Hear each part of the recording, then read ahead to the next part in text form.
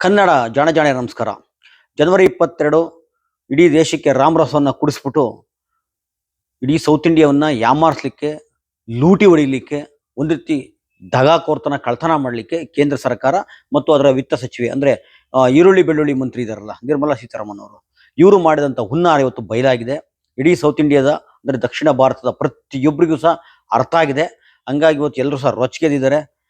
ಅದರಲ್ಲೂ ಸಹ ನಿರ್ಮಲಾ ಸೀತಾರಾಮನ್ ಒಬ್ಬ ನಾಡದ್ರೋಹಿ ಅಂತ ಹಿಂಗೆ ಕರಿಬೇಕು ಅವ್ರನ್ನ, ಕನ್ನಡದ ದ್ರೋಹಿನ್ ಕರಿಬೇಕು. ಯಾಕೆ ನಿರ್ಮಲಾ ಸೀತಾರಾಮನ್ ಅವ್ರಿಗೆ ಕನ್ನಡ ದ್ರೋಹಿನ್ ಕರಿಬೇಕು ಅಂತ ಹೇಳ್ತೇನೆ ಅಂದ್ರೆ, ಇವಿಗೆ ರಾಜಕೀಯ ಬದುಕು ಕಂಡುಕೊಂಡಿದೆ ಕರ್ನಾಟಕದಿಂದ. ಅಂದ್ರೆ ನಿಮ್ಗೆ ನಿಮ್ನ ಸೆಲೆಕ್ಟ್ ಮಾಡಿ ಕಳಿಸ್ತಾರೆ, ನಾವು ರಾಜ್ಯಸಭೆ ಮಾಡಿ ಕಳಿಸ್ತಾರೆ ಕನ್ನಡಿಗರು.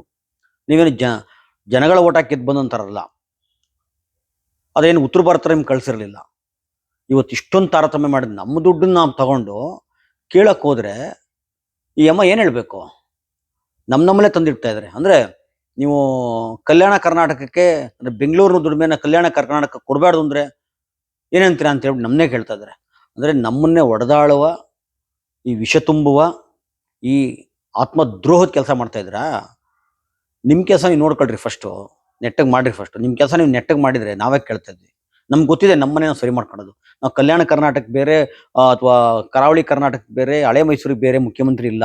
ನಮ್ಗೊಬ್ಬರೇ ಮುಖ್ಯಮಂತ್ರಿ ಇರೋದು. ಆದ್ರೆ ಇಲ್ಲಿ ಬಿಹಾರಕ್ಕೆ ಬೇರೆ ಮುಖ್ಯಮಂತ್ರಿ ಇದ್ದಾರೆ, ಉತ್ತರ ಪ್ರದೇಶಕ್ಕೆ ಬೇರೆ ಮುಖ್ಯಮಂತ್ರಿ ಇದ್ದಾರೆ, ಗುಜರಾತ್ಗೆ ಬೇರೆ ಇದ್ದಾರೆ, ಕರ್ನಾಟಕ ಬೇರೆ ಇದ್ದಾರೆ. ಇದು ಒಕ್ಕೂಟ ಸರ್ಕಾರ. ಹೆಚ್ಚು ಟ್ಯಾಕ್ಸ್ ಕಟ್ಟರು ನಾವು.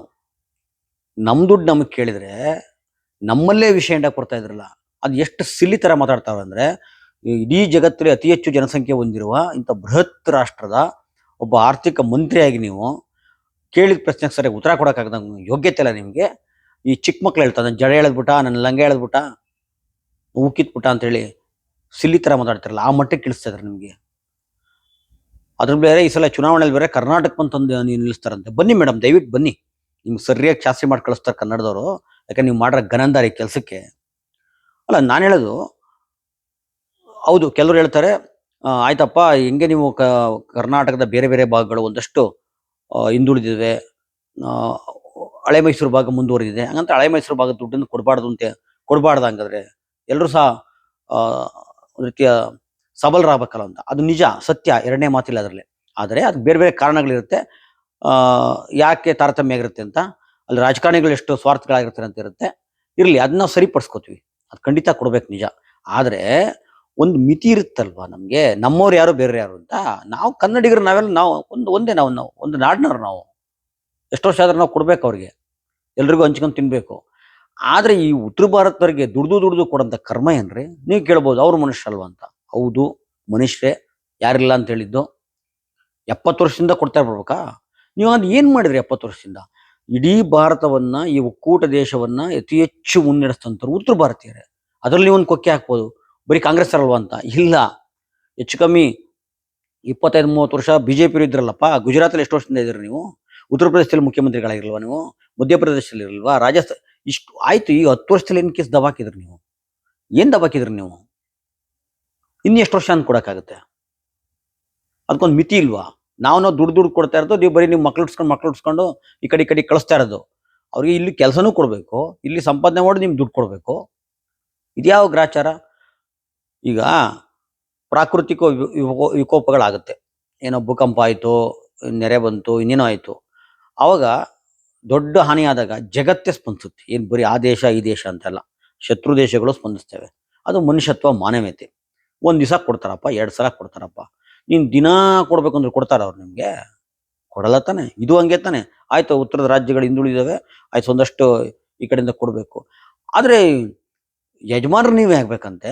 ಎಲ್ಲ ದುಡ್ಡು ಕಾಸು ಮತ್ತೊಂದು ಎಲ್ಲ ಕೊಟ್ಬಿಟ್ಟು ನೀವೇ ನಮ್ಮನ್ನ ಆಳ್ಬೇಕಂತೆ. ಮಜಾ ನೋಡಿ. ನಮ್ ದುರಂತ ಏನಪ್ಪಾ ಅಂದ್ರೆ, ಸ್ವತಂತ್ರ ಬಂದ ಇಷ್ಟು ವರ್ಷದಲ್ಲಿ ಕನ್ನಡದವರು ಪ್ರಧಾನಿಗಳು ಎಷ್ಟು ಚೆನ್ನಾಗಿದ್ದಾರೆ. ಕನ್ನಡದವ್ರು ಅಂತಲ್ಲ, ಇಡೀ ಸೌತ್ ಇಂಡಿಯಾ, ದಕ್ಷಿಣ ಭಾರತದವರು ಎಷ್ಟು ಜನ ಪ್ರಧಾನಿಗಳಾಗಿದ್ದಾರೆ. ನರಸಿಂಹರಾವ್ ಅವರು 5 ವರ್ಷ ಆದ್ರೂ ಬಿಟ್ರೆ, ದೇವೇಗೌಡರು 10 ತಿಂಗಳು. ಇಷ್ಟೇ ತಾನೆ ಆಡಳಿತ ಮಾಡಿದ್ರಿ ನೀವು. ಯಾವ ನಾಚಿಕೆ ಮಾನ ಮರಿಲ್ದ್ರೆ ಹೇಳ್ತಿಲ್ರಿ ನೀವು? ಅದು ನಿರ್ಮಲಾ ಸೀತಾರಾಮನ್ ಅವರು ಯಾಕ್ರಿ ನಮ್ ದುಡ್ಡು ನಮಗೆ ಕೊಟ್ಟಿಲ್ಲ, ಇಷ್ಟೊಂದು ಲೂಟಿ ಹೊಡ್ಕೊಂಡು ಹೋಗ್ತಾ ಇದ್ರ ಅಂದ್ರೆ ನಮ್ಮಲ್ಲಿ ತಂದಾಕಕ್ ನೋಡ್ತಾವ್ರೆ. ಈ ಬ್ರಿಟಿಷರು ಏಜೆಂಟ್ ಕೆಲಸ ಮಾಡ್ರಿ. ಯಾಕಂದ್ರೆ ನೀವು ಯಾವ ಪಕ್ಷದ ಒಂದು ಸಿದ್ಧಾಂತವನ್ನ ನಿಮ್ಮ ಪಕ್ಷ ಸಿದ್ಧ ನೀವು ಇದಿರಲ್ಲ, ಆ ಪಕ್ಷದ ಸಿದ್ಧಾಂತ ಏನು ಗೊತ್ತಾ? ಇವರೆಲ್ಲ ಬ್ರಿಟಿಷ್ ಏಜೆಂಟ್ ಆಗಿ ಕೆಲಸ ಮಾಡಿದವರು ಒಂದು ಕಾಲದಲ್ಲಿ. ಇವರ ಪೂರ್ವಿಕರು ಬ್ರಿಟಿಷ್ ಏಜೆಂಟ್ ಆಗಿ ಕೆಲಸ ಮಾಡಿದಂಥವ್ರು. ಅದೇ ಪಕ್ಷದಲ್ಲಿ ಅರ್ಥಮಂತ್ರಿ ಆಗಿರೋ ನೀವು, ನಿಮ್ಮಿಂದ ಬೇರೆ ಏನು ನಿರೀಕ್ಷೆ ಮಾಡೋಕ್ಕಾಗತ್ತೆ ಹೇಳಿ? ಬೇರೆ ನಿರೀಕ್ಷೆ ಮಾಡೋಕ್ಕಾಗಲ್ಲ. ಆದರೆ ಇವತ್ತು ಡಿ ಕೆ ಸುರೇಶ್ ಅವರು ಸರಿಯಾದ ಸಂದರ್ಭದಲ್ಲಿ, ನಾನು ಅದಕ್ಕೆ ಹೇಳಿದ್ದೆ ಅವತ್ತು, ಸ್ವಂತ ಸೆಟ್ಟಿನಿಂದ ಮಾತಾಡಿದ್ರು ಅಂತ ಹೇಳ್ಬಿಟ್ಟು ಅಪ್ಪಿತಪ್ಪಿ ಒಂದು ಒಳ್ಳೆ ಮಾತುಗಳಾಡಿದ್ರು. ಅದು ಇಡೀ ಏನು ರಾಮರಸ ಕುಡಿಸ್ಬಿಟ್ಟು ಇಡೀ ನಮ್ಮ ದಕ್ಷಿಣ ಭಾರತವನ್ನ ಯಾಮಾರಿಸ್ಬೇಕು ಅಂತ ನೋಡಿದ್ರಲ್ಲ, ಮೋಸ ಮಾಡ್ಬೇಕು ಅಂತ ನೋಡಿದ್ರಲ್ಲ, ಅದು ನಡೀಲಿಲ್ಲ, ಬಯಲಾಗೋದು. ಹೆಂಗೆ ಹೇಳ್ತಾರೆ ನೋಡಿ, ನಾವು ಕೊಟ್ಟಿದ್ದೀವಿ ನಿಮ್ಗೆ ಸರಿಯಾಗಿ ಅದನ್ನ ನಿರ್ವಹಣೆ ಮಾಡಕ್ಕೆ ಬಂದಿಲ್ಲ, ನಾವೇನು ಮಾಡೋಕ್ಕಾಗುತ್ತೆ ಅಂತ. ಅಲ್ಲೇ ಇವ್ರು ಕೊಟ್ಬಿಟ್ರೆ ನಿಮ್ಮ ತಾತನ ಮನೆ ತಂದು ಕೊಟ್ಬಿಟ್ಟಿದ್ರಾ? ನಿಮ್ಮ ತಾತನ ಮನೆ ತಂದು ಕೊಟ್ಟಿರೇನ್ರಿ ನೀವು? ನಮ್ಮ ದುಡ್ಡನ್ನ ಸಂಪಾದನೆ ಮಾಡಿ ನಿಮಗೆ ಕೊಡೋದು ಗೊತ್ತಿದ್ದೆ, ದುಡಿಯೋದು ಗೊತ್ತಿದೆ, ನಿರ್ವಹಣೆ ಮಾಡೋದು ಗೊತ್ತಿಲ್ವಾ? ಅದು ಗೊತ್ತಿದೆ, ನೀವು ಹೇಳ್ಬೇಕಾಗಿಲ್ಲ. ಅದನ್ನ ಕೊಡಪ್ಪ, ಅಲ್ಲಿ ಫಸ್ಟ್ ಕೊಡಿ. ನೀವು ಎಲ್ಲ ಕಿತ್ಕೊಂಡು ಹೋಗ್ಬಿಟ್ಟು ಅಲ್ಲಿ ಪಿತಿ ಒಳ್ಳೆ ಹಂದಿ ಕಂಡು ಹೀಗೆ ಕೂತಿದ್ರಲ್ಲಿ ಉತ್ತರ ಪ್ರದೇಶದಲ್ಲೆಲ್ಲ ಅವ್ರಿಗೆ ಕೊಡಂಗೆ ಕೂತ್ಕೊಳ್ತೀರಾ? ಬಿಹಾರಕ್ಕೆ ಎಷ್ಟು ಕೊಟ್ರಿ ನೀವು? ಗುಜರಾತಲ್ಲಿ ನೀವೇ ಇದ್ರಲ್ಲ, ಬರೀ ಬಂದರು ಏರ್ಪೋರ್ಟ್ ಅಷ್ಟು ಸಾಕಾ? ಗುಜರಾತ್ ಏನು ಇವ್ರು ಹೇಳ್ತಿರಲ್ಲಪ್ಪ, ಅವ್ನು ಯಾವನು ಹೆಂಗ್ ಈ ಕಿತ್ತೋದ್ರಲ್ಲ, ಈ ಸೂಲಿ ಬೇಲೆ ಅಂತವ್ರು ಅಂತಾರಲ್ಲ, ಬೊಗಳ್ತಾ ಇದ್ರಲ್ಲಪ್ಪ ನೀವು. ಗುಜರಾತ್ ಮಾಡೆಲ್ ಈ ರಾಜಕಾರಣಿಗಳು ಹೇಳ್ತಿದ್ರು, ಇಡೀ ಬಿಜೆಪಿ ರಾಜಕಾರಣಿಗಳೆಲ್ಲ ಗುಜರಾತ್ ಮಾಡೆಲ್ ಅಂತ. ಮತ್ತು ಗುಜರಾತಿಂದ ತಂದು ದೇಶಕ್ಕೆ ಕೊಡ್ರಿ. ಗುಜರಾತ್ ಮಾಡಲ್ ತಾನೆ ನಿಮ್ದು. ಒಂದು ಬಂದರು ಏರ್ಪೋರ್ಟು ಇಷ್ಟಿದ್ರೆ ಸಾಕ, ಅನ್ನ ಸಿಕ್ಬಿಡುತ್ತದೋ? ಅದೇ ಅದಾನಿ ಅಂಬಾನಿ ಉದ್ಧಾರ ಮಾಡಕ್ಕೆ ಗುಜರಾತ್ ಮಾಡಲ್ ಅಂತ ಹೇಳ್ತಿದ್ರಾ? ಮತ್ತು ಕರ್ನಾಟಕ ಮಾಡಲ್ ಅಂತೇಳಿ ನಾವು ತಾನೇ ಕಟ್ತಾ ಇರೋದು ನಿಮ್ಗೆ ಟ್ಯಾಕ್ಸ್, ನಿಮ್ಮನ್ನ ಉದ್ಧಾರ ಮಾಡ್ತಾ ಇರೋದು, ತಿನ್ನಕ್ಕೆ ಅನ್ನ ಕೊಡ್ತಾ ಇರೋದು. ಕರ್ನಾಟಕ ಮಾಡಲ್ ಅಂತ ಯಾಕೆ ಹೇಳಲ್ಲ? ಹೇಳೋದು ಗುಜರಾತ್ ಮಾಡಲ್ಲ ಅಂತೆ, ನಿಮ್ಗೆಲ್ಲ ಹೆಸರು ಬರ್ಬೇಕಂತೆ. ಇದೇ ಅವಣೆ ಬರ. ಮತ್ತೆ ಇವ್ರು ಎಷ್ಟು ದುರಾಂಕಾರದ ಹಿಂಗ್ಸು ಅಂದ್ರೆ ಈ ನಿರ್ಮಲಾ ಸೀತಾರಾಮನ್ ಅವರು, ನಿಮ್ಗೆ ಗೊತ್ತಿದೆ, ಕರ್ನಾಟಕದಿಂದ ಮಾಡ್ಕಳಿಸಿದ್ವಿ, ಕೊಡಗಲ್ಲಿ ನೆರೆ ಬಂತ, ಗುಣಕ್ಕೆ ಮಸ್ತಾರ ಬೇಡ ಅಂತ ಹೇಳ್ತಾರೆ. ನಾವು ಇವತ್ತು JDS ಅವರು ಬಿಜೆಪಿ ಜೊತೆ ಹೋಗಿರ್ಬೋದು, ಆದರೆ ಅವತ್ತು ಸಾರಾ ಮಹೇಶ್ ಅವರು ಮಂತ್ರಿ ಆಗಿದ್ದಂಥವ್ರು, ಕೊಡಗು ಉಸ್ತುವಾರಿ ಸಚಿವರಾಗಿದ್ದಂಥವ್ರು, ಬಹಳ ಚೆನ್ನಾಗಿ ಕೆಲಸ ನಿರ್ವಹಿಸಿದ್ರು, ಬಹಳ ಚೆನ್ನಾಗಿ. ಈ ಅಮ್ಮ ಬಂದ್ಬಿಟ್ಟು ಏನ್ ಗುರ್ರ ಅನ್ಕೊಂಡು ರೋಪ ಹಾಕೊಂಡು ಒಂಚೂರು ಸ್ಪಂದಿಸ್ಲೇ ಇಲ್ಲ, ಒಂದು ಸ್ವಲ್ಪನೂ ಸ್ಪಂದಿಸಿಲ್ಲ. ಇಷ್ಟು ದಿಮಾಕಿನ ಮಾತಾಡ್ತಾ ಇರ್ತೀವಿ ಅಮ್ಮ. ಯಾಕ್ರೆ ಮೇಡಮ್ ಈರುಳ್ಳಿ ರೇಟ್ ಜಾಸ್ತಿ? ನಾ ಈರುಳ್ಳಿ ತಿನ್ನಲ್ವ? ನೀವು ಈರುಳ್ಳಿ ತಿಂದಿಲ್ಲ ಅಂದ್ರೆ? ಈ ದೇಶವನ್ನ ಕಟ್ಟಿರೋ ಈರುಳ್ಳಿ ಬೆಳ್ಳುಳ್ಳಿ ತಿನ್ನೋರು ನೀವೆಲ್ಲ ಕಟ್ಟಿದವರು. ನೀವು ಮಜಾ ಉಡಾಯಿಸ್ತವ್ರು, ನೀವು ಮಜಾ ಉಡಾಯಿಸ್ತವ್ರು.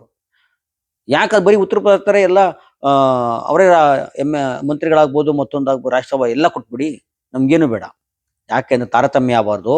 ಇದೊಂದು ಏನು ದೇಶ ಅಲ್ಲ, ಇದು ಒಕ್ಕೂಟ ದೇಶ, ಹಲವು ರಾಷ್ಟ್ರಗಳ ಒಕ್ಕೂಟ, ರಾಜ್ಯಗಳ ಒಕ್ಕೂಟ ದೇಶ. ಎಲ್ಲರಿಗೂ ಸಮಾನ ಪಾಲು ಸಿಗ್ಬೇಕು, ಸಮಾನತೆ ಇರಬೇಕು ಅಂತೇಳಿ ಕೊಟ್ಟಿರ್ತಾರೆ. ನಿಮ್ಮನ್ನ ದಕ್ಷಿಣದಿಂದ ಬಂದಿರೋದು ನೀವು ಕರ್ನಾಟಕದಿಂದ ಆಯ್ಕೆ ಮಾಡ್ರಿ, ಏನು ಉತ್ತರ ಭಾರತವ್ರಲ್ಲ, ನೀವು ಹುಟ್ಟಿದ್ದೆಲ್ಲ ದಕ್ಷಿಣದಲ್ಲೇ. ನೀವು ನಿಯತ್ತಿರ್ಬಾರ್ದ, ನೀವು ಹುಟ್ಟಿದವ್ರಿಗೆ ಒಂದು ಏನಾದ್ರು ಮಾಡ್ಬೇಕು ಅಂತಿರ್ಬಾರ್ದ? ಆ ನಿಯತ್ ಬೇಕಾನೆ ನೋಡಿ. ಪಾಪ ಇಲ್ಲಿ ಮಂಡ್ಯದ ಹತ್ರ ಯಾರೋ ಅಮೆರಿಕದಲ್ಲಿ ಒಂದು ಅಧಿಕಾರಿನೋ ಆಗಿದ್ದವರು, ನಾನು ಊರಿಗೆ ಏನಾರು ಮಾಡಬೇಕು ಅಂತ 100 ಕೋಟಿ ಪ್ರಾಜೆಕ್ಟ್ ತರ್ತಾ ಇದಾರೆ ಅವ್ರು.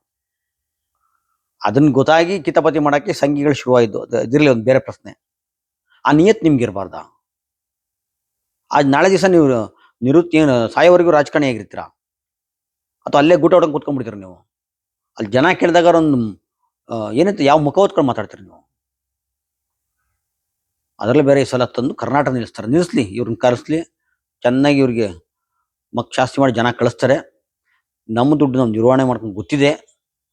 ಇವತ್ತೇನೋ ಕೇರಳದವರು ಇದ್ದಿದ್ದಾರೆ, ಇನ್ನು ತಮಿಳುನಾಡು, ಆಂಧ್ರ ಎಲ್ಲರೂ ಸಹ ದೊಡ್ಡ ಮಟ್ಟದಲ್ಲಿ ಧ್ವನಿ ಎತ್ತಿದ್ದಾರೆ. ಈಗ ನಮ್ಮ ಕರ್ನಾಟಕದ ಅರ್ಥ ಆಗಿದೆ, ಇವರು ನಮ್ಮ ದುಡ್ಡಲ್ಲಿ ಲೂಟಿ ಹೊಡೆಯುವ, ಮಜಾ ಉಡಾಯಿಸುವ ಈ ಹಿಂದಿವಾಲಗಳಿಗೆ, ಉತ್ತರ ಭಾರತೀಯರಿಗೆ ಈ ಚುನಾವಣೆ ಶಾಸ್ತಿ ಮಾಡಬೇಕು ಅಂತ ಹೇಳ್ತಾ ನನ್ನ ಮಾತು ಮುಗಿಸ್ತೀನಿ. ನಮಸ್ಕಾರ.